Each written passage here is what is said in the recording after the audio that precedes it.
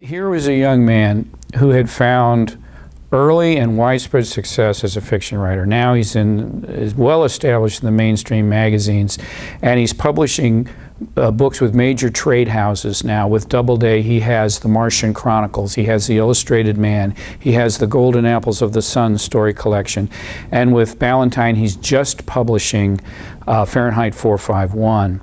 But deep inside, he had always been in love with the movies.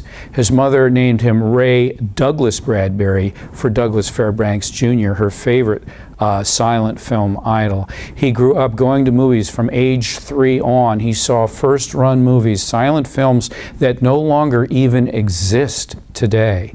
Movies that he saw as a child and never left his imagination and inspired his imagination. He had followed directors like John Huston. He had followed their careers.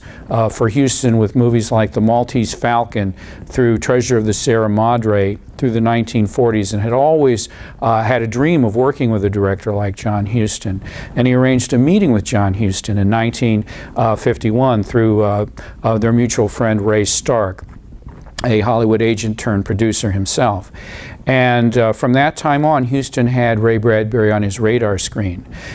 He had read some of the stories in Ray Bradbury's collections. We have letters from John Huston to Ray Bradbury that absolutely indicate that he had read some of these stories, in spite of the fact that he's making these films. He's making films like Moulin Rouge and The African Queen, but he never loses track of Bradbury.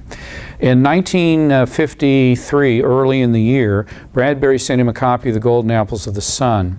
And in that book, John Huston read a story called The Foghorn. It's sometimes known as The Beast from 20,000 Fathoms. A movie was adapted based roughly on parts of that story. And Huston saw in Bradbury's prose the kind of magic of description that A Tale of the Sea should have in the tradition of Herman Melville. He heard Melville's influences echoing in Bradbury's story.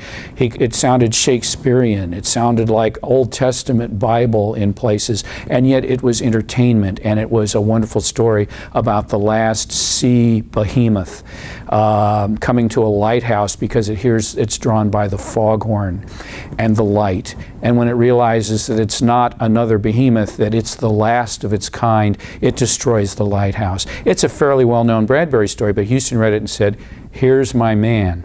And when he came back to the States briefly in August of 1953, he contacted Bradbury and said, "I want you to write the script of the new movie version of Moby-Dick I'm putting together."